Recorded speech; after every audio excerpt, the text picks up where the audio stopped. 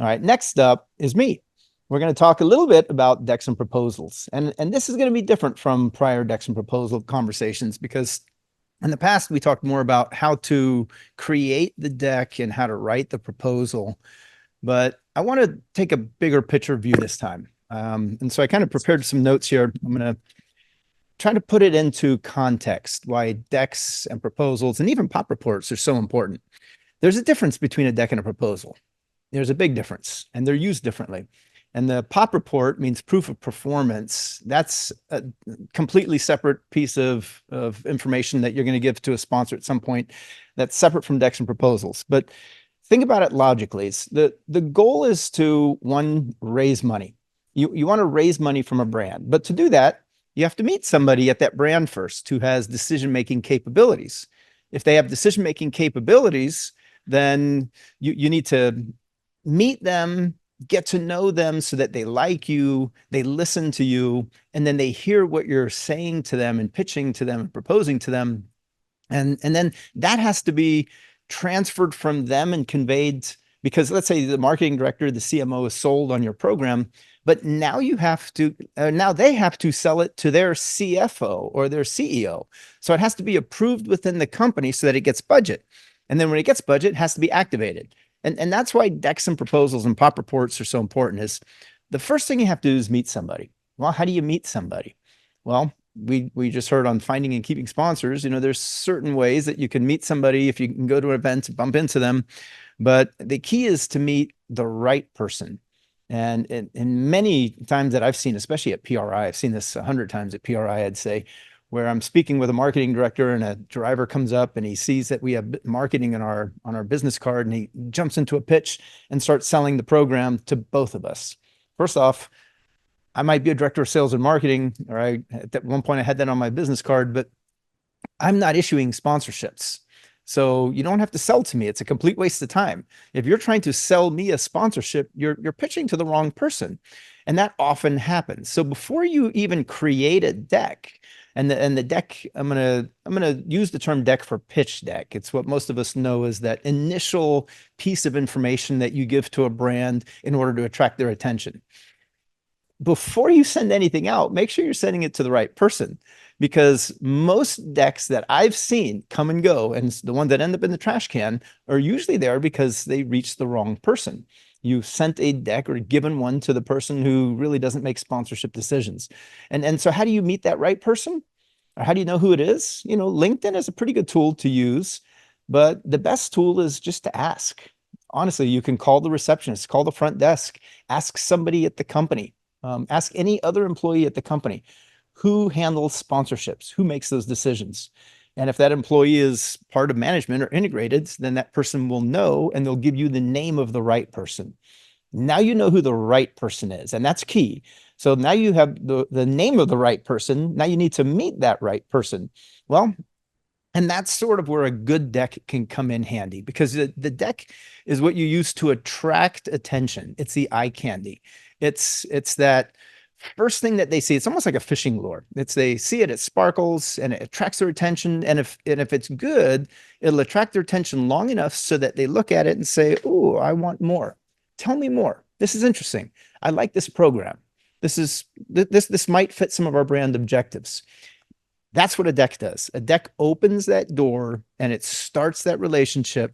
It gets that conversation started, and it builds that one-on-one with you and a person who will eventually sort of analyze and calculate whether or not sponsoring you fits into the marketing program. And that's what a deck does. It just makes that introduction. It doesn't sell your program. Use the deck to meet somebody. So a deck can be a video, it can be a PDF file, it can be a flyer, it can be a website, it can be a printout, it can be a book, it can be anything that's interesting and compelling. Coffee table books are great to make into decks. Videos are probably the best nowadays to make into decks. Good websites can be great decks, great things to attract attention and just get somebody to want more and to learn more. And then once that happens, once that deck has sort of gotten somebody's attention, well, now you need to meet them. Now you need to speak with them. You need to have a one-on-one, whether it's a Zoom call, I prefer in person, but Zoom calls seem to be doing more nowadays.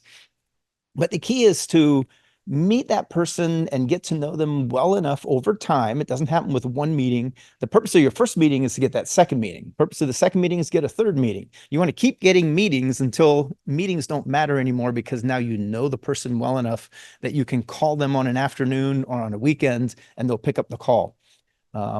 You want to use the deck to get to know them, but once you know them, now you want to form a relationship with them, and that takes a while. And that's when you can go to SEMA, you can go to PRI, you can go to events, you can go to races, trade shows, and bump into people. And hey, saw you again. Hey, look who. Over time, you'll get to know people. It doesn't happen with one meeting. Very rarely do we meet somebody the first time and remember who they were the second or third time.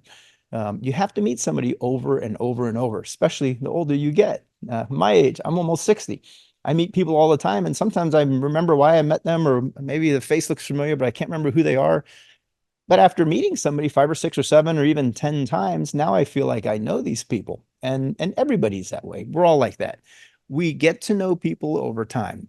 So once you now know that person and they know you, and you're comfortable with your relationship, so that you really could text them on a Sunday afternoon and they might respond, well, now you can start to talk business, and now you can start to ask them about what their objectives are with their marketing program, with their brand. You can explain your race program. You can share with them what you do, and show them what you've done for others, so that it now gets interesting. And they're like, racing, that's interesting. Dave Mason's going to how many events? And we need to hand out 10mm sockets. Well, what if Dave could hand out the sockets for us? So now they call Dave. They have Dave hand out sockets at SEMA. Well, now we're getting the relationship to a point where the relationship is beneficial to both parties. And now is when the proposal comes in, because now that you know the brand, you as a driver or a team know the brand, and now the brand knows you as a potential marketing avenue. Well, now you can propose an official relationship that sets that in stone and perhaps engages in certain activities for a season or a year. Or Steve Shuring was saying he has 3-year contracts because they know him, they know what he can do. They'll sign a 3-year contract. That's where the proposal comes in.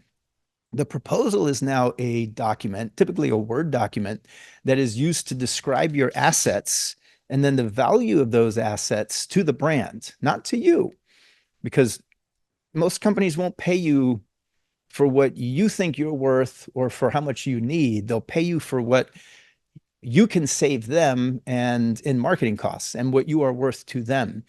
The value is on the behalf of the sponsor and on the company, not on the behalf of the team. So the proposal will list your deliverables, your assets, what you can do for somebody, and what you would expect in return. The proposal can ask for money. If you have a good way of valuing your assets, we'll talk about valuations in another session. Or if you are not looking for money, let's say you're looking for product to improve your performance, a proposal can list that. Let's say you have all the product and all the money you need, but what you need is good marketing because you don't have a media company behind you. Well, some brands have media companies, and they have media departments, and they have production studios. You can propose to represent them in exchange for you using their production studios, or they can market for you. So the proposal puts the relationship into an official deal. And it's like, you don't propose to somebody you don't know. You don't get married right away just after a first date. You need to get to know them. It's the same with sponsorships. They're not going to marry you after one deck is sent or one phone call is made or one Zoom call or one handshake. They will marry you and form a B2B relationship with you. They'll sponsor you after they know you for a while and understand what you can do and what you can do for them. So the proposal is that document that then lists the assets. And I have some notes here on what goes into each. Proposal is important because it's logical. It has to be accurate. It has to specifically state what you can do and what that potential value is for a sponsor, and how that sponsor can utilize your team and your resources to create value, because that proposal is what that marketing director is now going to use to sell it through to the CFO and the CEO. Remember the steps. First, you want to meet somebody. Then you want to get to know them. Then you want to sell to them, and then they have to sell to their people. Well, that's what a proposal does. The proposal helps you sell through your program through a marketing director to their CFO or the CEO. The proposal has to be a logical, sometimes a legal document, but a very accurate and valued document so that a CFO of a company can look at it and say, oh, wow, this is going to add to our bottom line. I think this looks good. I think we can do this, because they're thinking numbers. And that's how you want to think when it comes to proposal. So think about it. A deck is eye candy. It's what you use to get their attention. It has to look good. It has to feel good. Pitch decks have to be first class, because that's the first impressions. Scott was talking about first impressions, how they matter. Very important. It has to make you look cool, and it has to make potentially the sponsor look cool if they attach to your program. It's kind of like a movie trailer in a way. That deck is that first impression that makes them want more. The proposal, now they have to be customized for what you can do for that company. And different companies have different needs. You don't send the same proposal to a beverage company that you send to a tire company, or let's say an oil manufacturer. We were talking about how oil manufacturers need testing, especially AMSOIL. Tire companies want to know, why did the tire break down in turn 3? Did it hit a nail, or was it gashed, by a rock? What exactly does the brand need? Service providers are different from tire companies, different from beverage companies. Beverage companies want sampling. So if you can show them how you can sample products, foods, to spectators and others at an event, then that should go into the proposal. If you can show a service company how you can collect leads, I won't say the service company is a military, but I guess military service, it's kind of, I was thinking more Geico and Progressive. But if you can collect leads, then and you can show that in your proposal, then that's what you list, because that has value to them. An energy drink probably doesn't care so much about leads as an insurance company does. So you want to cater your proposal to the type of company that you're dealing with, so that you're giving them assets that have value to them. Not assets that you think have value to them, but assets that truly have value to that type of company. And remember, the non-endemic brands need to pay for sponsorships, where endemic brands can offer their product and increase performance.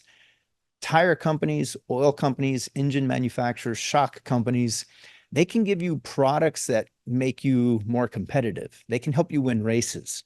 So those brands don't have to spend as much money to get involved with your racing. If they can make you a better racer, the performance alone can be compensation. Other companies, let's say food and beverage companies, they're probably not going to make your car faster. They might give you a little energy or give you a caffeine boost, who knows, but they're not going to increase your physical track performance. So they have to buy that representation. Endemic brands can typically compensate with product and discounts and marketing and partnerships, where non-endemic brands have to pay with money. And that's where the bigger money comes from. And that will also go into your proposal. You're not going to propose to a, let's say, BF Goodrich tire company, the same thing that you're going to propose to Red Bull, because they're both looking for completely different value through you. So your proposal has to be very specific. And the proposal is also a document that could potentially be turned into a legal document. If you're going to get sponsored by a bigger company with more money, larger brands typically have legal departments, or they're going to send it to a lawyer that reviews their corporate, and they have corporate counsel that reviews their corporate documents. And they will take the verbiage from the proposal that you are proposing to them, and they'll put it into the contract. This is what the driver said the driver can do for us, and this is what we're going to compensate the driver for in order to do all this. That goes into the proposal. So you need to be accurate on the proposal, because the proposal could be the wording of the proposal and what you put into it could potentially become part of a legal contract that you don't want to break. You always want to honor your legal contracts so that you don't owe a refund, or they don't cancel the contract at the end of the year. Oops, I just dropped my pen. But there are certain things that you can do for all brands if you have resources, and that's some of the things that we talked about. The key to remember with decks and proposals is that decks open doors. Thank you. Proposals sell sponsorships. And if you want a sponsorship long term, and we're talking 20, 30 years in some cases, sponsorships, well, now the sponsor needs to renew. And we've seen that sponsor marketing directors often change, and it's a new person. It's a different person sometimes every few seasons. So how do you stay in front of them, and how do you maintain those longer term partnerships? Well, that's what a proof of performance report is intended to do. And what proof of performance reports are, there are two types. There's the periodic proof of performance, which, let's say you go to an event and you had an outstanding event, or maybe things didn't go so well, but you learned from it. Then you do a brief write-up after that event. It could be an email. It could be just a quick write-up. It could be an official letter even. And you can send it to your sponsors and just recap that event. That's great. But that's just one event. And then one event is a point in time. It's the season, it's the series, it's the year that most sponsors care about, because they're on annual marketing budgets, not event marketing budgets. So over a season or throughout a year, what have you done for that brand? Well, now you take all of your recaps, your event recaps, you compile them into a larger publication that shows everything you did for that brand for that year. And that is your proof of performance reports. And I've seen some good proof of performance reports. Some of them are an inch thick. And it's not how many times were you on the podium and how many times did you win a race, but it's how many times did your sponsor get visibility or media or help you win that race? And how many times did the sponsor get props? How many times were they alongside you on the podium? How many times were they alongside you in the media? The proof of performance report is not about you, your performance. It's about the sponsor's performance. A lot of drivers get that part wrong. They make it about them. Look at all the races I won. Look at all the championships I won. Look at all the events I went to. Look at all my followers on social media. Well, that's great if it translates into sales for the brand, but you have to show the brand how your social media followers and your events and all the things that you do and you go to, you have to show the sponsor how they benefited from that. And in the proof of performance report, as you compile that, that should be a really nice document. I highly recommend doing a professional printout of them, making multiple copies of the year-end proof of performance reports. You're going to spend some money on it. Probably spend a couple $100 per pop report. And then if you have 5 of them, let's say for a large brand, because you have a big sponsor, you send all 5 to that company. That way the CEO gets it, the CFO gets it, the COO gets it, the CMO gets it, the marketing directors that you're working with, they get it. You want buy-in from everybody at the company. And if everybody at the end of the year gets this fat book that shows their brand over and over and over and over in the media through you and your race program, well, there's a much greater chance of you getting renewed than if you don't talk to them or report to them all year long. And at the end of the year, say, hey, want to renew my contract? Because you're showing them what you've done as opposed to telling them what you've done. People usually don't remember what they hear, but they always remember what they see. So show them visually their brands in the media alongside other really top brands through the media that you've created through your marketing and off-road. And I'm going to leave this open, George. I'm going to take a couple minutes for questions here, which I haven't done before. And I've gotten a lot of questions after this Decks and Proposals segment. If anybody has a question right now, you can either raise your hand and just ask it. We have about 5 minutes, or you can write it in the chat room. But the basis of this whole session is there are 3 documents, and feel free to interrupt anytime if there's a question, that are critical in maintaining long-term sponsorship. First, finding the sponsor, and then securing the sponsor, and then maintaining the relationship. And that is, give them something interesting that attracts their attention, and that then starts a relationship, which gets a conversation going about your racing, and that is the pitch deck. The deck is the first document you're going to create, and it has to really be enticing. And then from there, we go to the proposal that lists exactly what you're going to do for each specific company, and they're different. Different brands have different needs. And then at the end, once you have that sponsor and you've kept them long-term, or at least kept them at least a year, show them what you did and be very specific. George said there's a question. But I had a question because I think the entry point for the sending out an email or doing a cold call is one of the hardest things that people have to approach, right?